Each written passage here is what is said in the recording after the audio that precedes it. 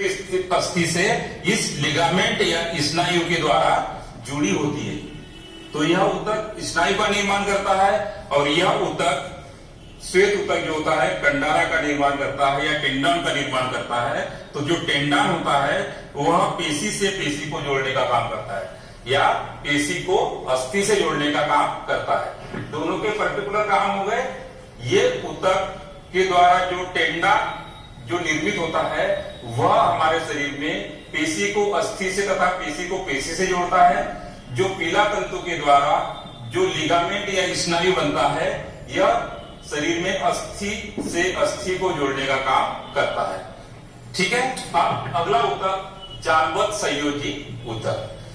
नाम से ही दे रहे यह ऊतक देखने में तारा देखा है आसमान में, उस तारे के समान या स्टार के समान इसकी संरचना होती है। इसमें यह कोशिका द्रव्य होती है। इस कोशिका द्रव्य में इस स्टार में इस कोशिका द्रव्य से क्या निकलते हैं? प्रोटोप्लाज्मिक प्रवर्धक जो कि एक जाल की जैसी संरचना बनाते हैं। तो यह जो ऊतक होता है वह इसके मैट्रिक्स में यह जाल के समान बिखरा होता है, इसलिए इसको जालवत संयोजी ऊतक कहते हैं। यह जालवत संयोजी ऊतक जो होता है वह प्लीहा, लीवर या यकृत तथा अस्थि मज्जा में पाया जाता है। कहां पाया जाता है? प्लीहा, यकृत, अस्थि मज्जा में पाया जाता है। प्लीहा मतलब स्प्लीन जहां पे प्लेटलेट्स का निर्माण होता है, यकृत जिसको हम लीवर बोलते हैं वहां पाया जाता है, तथा अस्थि मज्जा या बोन मेरो में हड्डी के बीच में ऐसी थोड़ी पोली जगह होती है उसमें यह पाया जाता है। तो यह इस प्रकार से जालवत संयोजी ऊतक। अब हम देखते हैं अगला ऊतक कंकाल ऊतक। कंकाल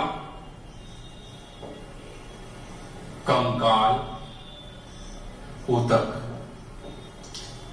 या इसको हम बोलते हैं स्केलेटन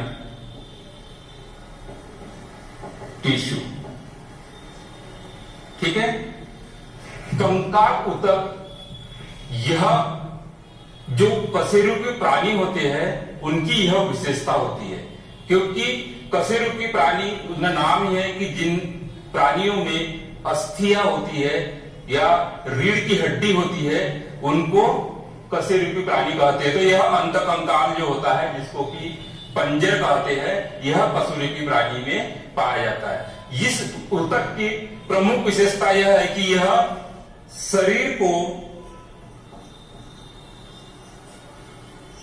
शरीर का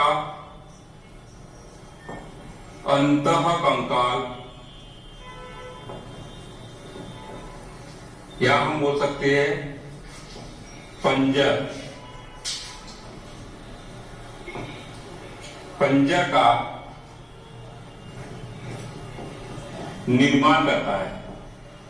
निर्माण करता है तथा दूसरा इसका वर्क होता है कि यह शरीर को आकार प्रदान करता है। शरीर को आकार प्रदान करता है।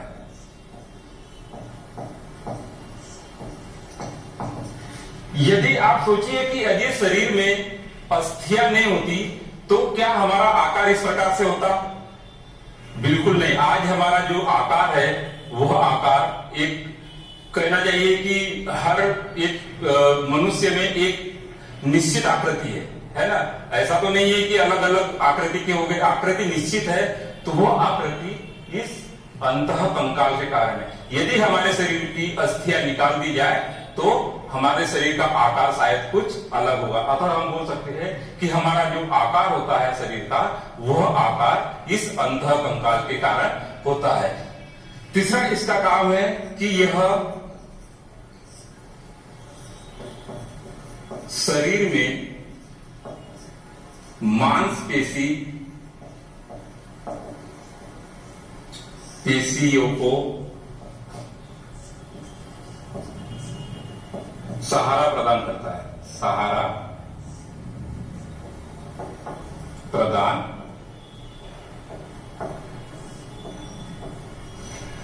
अस्थियों से जुड़ी हुई, यहाँ पे अस्थियों के ऊपर में हमारे शरीर में मांसपेशियां होती है और उन मांसपेशियां जो होती है इस अस्थि के सहारे पूरे शरीर में लगी होती है। तो जिसके कारण हमारे शरीर में क्या होती है, गति होती है। तो वह जो मांसपेशियां होती है यह भी क्या होती है, इससे जुड़ी होती है, अर्थात मांसपेशियों को सहारा प्रदान कौन करता है, यह अंतः कंकाल। इसके अलावा यह हमारे शरीर के यह ऊतक हमारे शरीर के कोमल अंगों की रक्षा भी करता है, रक्षा करता है। कोमल अंग हमारे शरीर की जो आंतरिक अंग होते हैं इनकी यह एक रक्षा करता है। जैसे मस्तिष्क की रक्षा करने के लिए हमारे शरीर में एक पूरा कवच बना हुआ है। यह किसका बना हुआ है, यह अस्थि का बना हुआ है। तो यह मस्तिष्क की भी एक प्रकार से रक्षा करता है। तथा यहाँ पे आप धड़ वाले रीजन में देखिए कि यहाँ पे भी अस्थियों का पूरा एक जाल बिछा हुआ है, जिसको हम क्या बोलते हैं, पसलियां बोलते हैं। यह पसलियां और ये बीच में इस तरह से यहाँ पे पूरा जुड़ा हुआ है। इसके नीचे हृदय, आमाशय, इस प्रकार के कोमल अंग यहाँ पे रखे हुए। तो यह हमारे शरीर के आंतरिक अंगों की भी रक्षा करता है।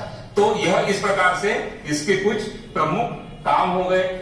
जो पूरी अस्थियां होती है वह एक संयोजी ऊतक के द्वारा जुड़ी होती है, जिसकी हम चर्चा इसके पहले कर चुके हैं कि अस्थि से अस्थि को जोड़ने के लिए हमारे शरीर में स्नायु होता है, जिसको कि हम लिगामेंट्स कहते हैं। तो यह अस्थियां जुड़ी होती है। हमारे शरीर में जो टोटल हड्डियां होती है वह 206 हड्डियां होती है तथा यह एक दूसरे से जुड़ी होती है। तो इसकी चर्चा हम आगे और डिटेल में करेंगे। यह इसके कुछ प्रमुख कारण। अब इसका अगर इसको संयोजी ऊतक क्यों बोलते हैं, कंकाल संयोजी ऊतक।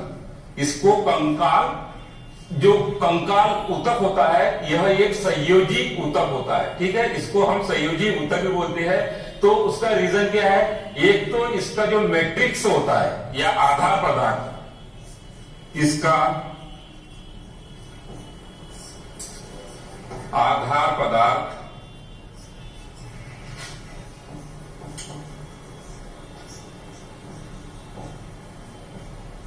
मैट्रिक्स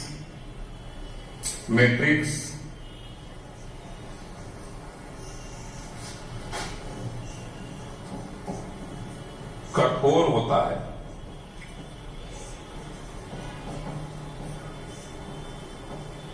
हमने चर्चा की थी कि जो मैट्रिक्स होता है, इस मैट्रिक्स में जो इसकी प्रकृति होती है वह ऊतक के नेचर पे डिपेंड करता है। तो यह जो अस्थियां होती है या अस्थि ऊतक या अस्थि संयोजी ऊतक होता है, यह किस प्रकार का है, हार्ड है या कठोर है। तो उसका मैट्रिक्स कैसे होगा, यह भी कठोर होगा। तथा इसके मैट्रिक्स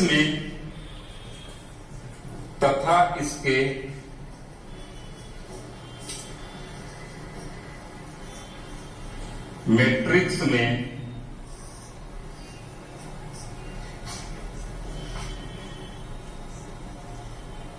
कैल्शियम तथा फास्फोरस पाया जाता है।